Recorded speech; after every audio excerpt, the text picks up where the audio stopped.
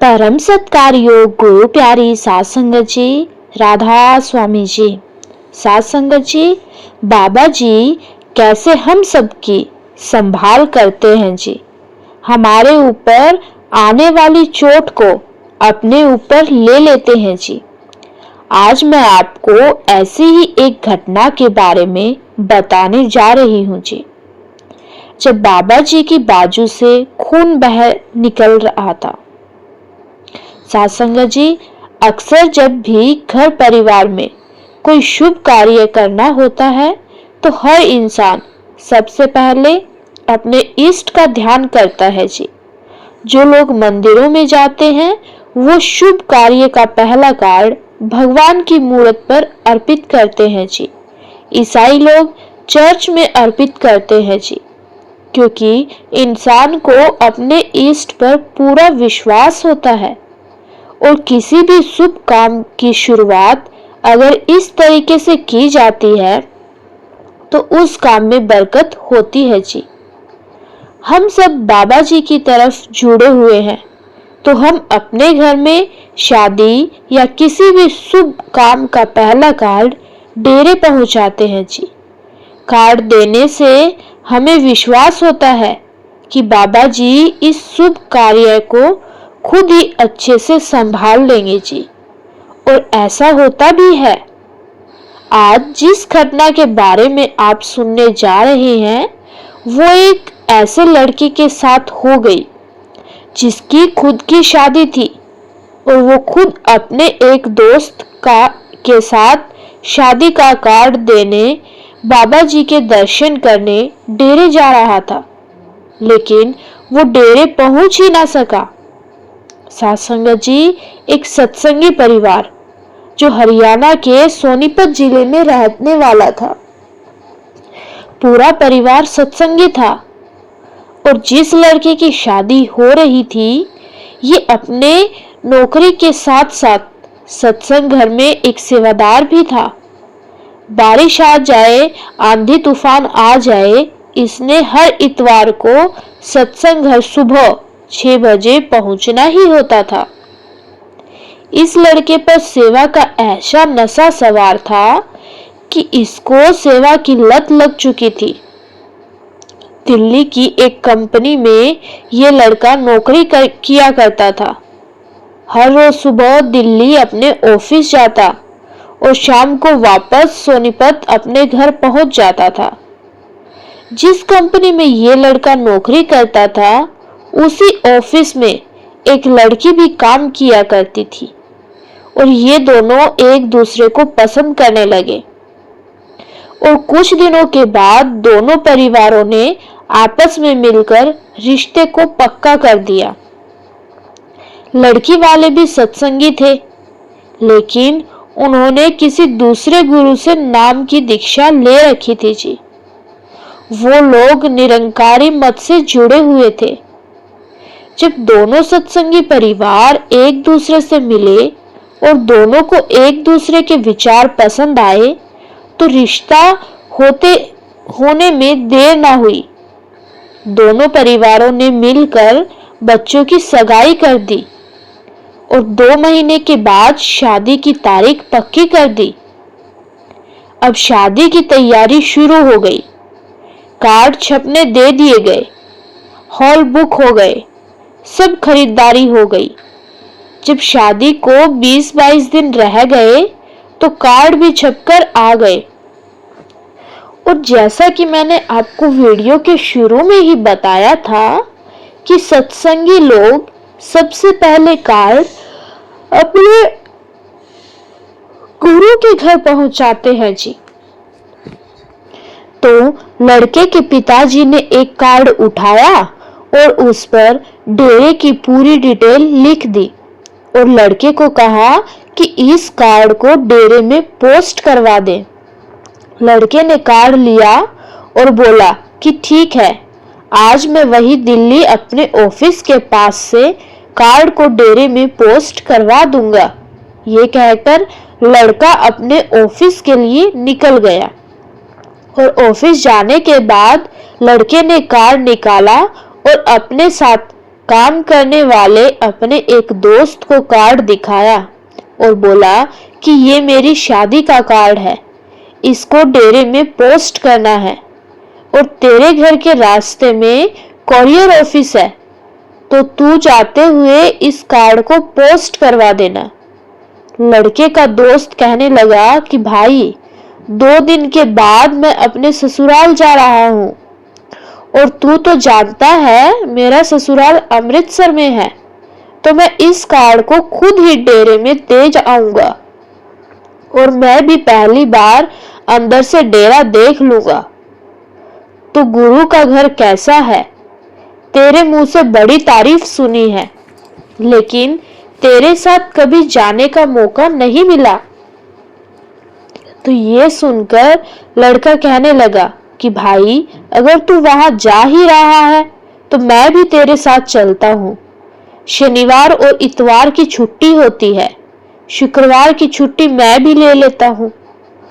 तू मेरे साथ डेरे चलना और अगर रुकना चाहे तो रुक जाना, नहीं तो आगे अमृतसर चले जाना और इतवार को वापसी में मुझे डेरे से पिक कर लेना। तो लड़के का दोस्त कहने लगा कि ये तो और भी अच्छी बात है, मेरा भी रास्ते भर के लिए साथ हो जाएगा। तो लड़के ने उसी शाम घर आकर अपने पापा को कहा कि पापा, मैं खुद ही डेरे जा रहा हूँ और कार्ड भी खुद ही वहां दे दूंगा। लड़के के पापा कहने लगे कि बेटा, जब शादी को कम दिन रह जाते हैं तो ऐसे घर से इतनी दूर नहीं निकला करते। लड़के को तो बाबा जी पर पूरा विश्वास था और कहने लगा कि पापा जी, आप एक सत्संगी होकर ऐसी अंधविश्वास जैसे विचार रखते हैं। अगर कुछ होना लिखा है तो वो यहाँ पर भी होकर रहेगा। लड़के की जिद पर उसके माँ बाप मान गए और शुक्रवार को सुबह सुबह ये दोनों कार में बैठकर निकल पड़े। दोनों दोस्त आपस में बात करते और कार में म्यूजिक सुनते जा रहे थे और लगभग 2 घंटे के बाद कुरुक्षेत्र के पास लड़के का दोस्त जो कि कार चला रहा था, उसका बैलेंस बिगड़ गया और कार का एक्सीडेंट हो गया। कार एक ट्रक के नीचे घुस गई और कार की छत पूरी कार की डैमेज हो गई। आसपास भीड़ इकट्ठी हो गई। लोगों ने कार में से इन दोनों लड़कों को किसी तरह बाहर निकाला। जब एक्सीडेंट हुआ था तो भीड़ का कहना था कि कार के अंदर जो भी बैठा होगा अब उसकी बॉडी ही कार से बाहर निकलेगी। लेकिन जब लोगों ने इन दोनों को बाहर निकाला तो ये दोनों ठीक ठाक थे। थोड़ी बहुत चोट इन्हें जरूर लगी थी, लेकिन वो इतनी घातक नहीं थी कि किसी की जान चली जाए। लोगों की भीड़ ने दोनों को संभाला और तब तक एम्बुलेंस और पुलिस भी वहां आ गई। बहुत सारे लोगों ने एक्सीडेंट का वीडियो भी बना लिया था और जब वीडियो पुलिस वालों ने देखा तो वो भी हैरानी में पड़ गए कि इतना भयंकर एक्सीडेंट होने के बाद ये दोनों अपने पैरों पर खड़े होकर एम्बुलेंस में बैठे हैं। हर कोई ये नजारा देखकर हैरान हुए जा रहा था। अस्पताल जाने के बाद डॉक्टरों ने फर्स्ट एड दिया और तब तक पुलिस वालों ने लड़के से घर की डिटेल लेकर लड़के के घर फोन कर दिया। एक्सीडेंट का सुनते ही लड़के की बहन और माता पिता बहुत ज्यादा घबरा गए, लेकिन पुलिस वालों ने बताया कि सिर्फ कार का नुकसान हुआ है, दोनों लड़के सही सलामत हैं, इसीलिए आप चिंता ना करें। लेकिन माँ बाप कहाँ रुकने वाले थे। वो अपने एक रिश्तेदार के साथ उसी समय सोनीपत से निकल पड़े। और 2 घंटे के बाद कुरुक्षेत्र के अस्पताल में पहुंच गए। जब माँ बाप अस्पताल में पहुंचे और अपने बच्चों को सही सलामत देखकर उनकी जान में जान आई। इसके बाद उन्होंने भी एक्सीडेंट का वीडियो देखा। वो भी वीडियो देखकर हैरान हो गए और बाबा जी का शुक्र करने लगे कि इतना बड़ा एक्सीडेंट होने के बाद तो कोई बच ही नहीं सकता, लेकिन ये दोनों एकदम ठीक हैं। तो लड़के ने उस समय जो कुछ अपने माँ बाप को बताया वो सुनकर आप भी हैरान रह जाओगे। लड़के ने बताया कि जब एक्सीडेंट हुआ था तो उस समय हमारी कार एक बड़े ट्रक के नीचे चली गई और मैंने अपनी आंखों से देखा था कि एक बड़ी ही मजबूत बाजू मेरे और मेरे दोस्त के सिर के ऊपर थी। गाड़ी की छत पूरी तरह खत्म होने के बाद भी हमारे सिर तक पर एक खरोच तक नहीं आई और उस बाजू से खून बहता मैंने अपनी आंखों से देखा। मैं उनका चेहरा नहीं देख पाया क्योंकि एक्सीडेंट के बाद खुद को बचाने के लिए हम दोनों ने अपने आप को नीचे की तरफ बैंड कर रखा था। मैं सिर्फ इतना देख पाया कि हमारे दोनों के ऊपर किसी ने अपनी बाजू रख दी और उस बाजू से खून आ रहा है। फिर जब लोगों ने हमें बाहर निकाला तो मैं बहुत देर तक कार के अंदर देखता रहा, लेकिन मुझे वहां कोई दिखाई ना दिया और मुझे सब कुछ समझ आ गया कि वो बाजू बाबा जी की थी और बाबा जी ने हमारे ऊपर आने वाली चोट को अपनी बाजू के ऊपर ले लिया।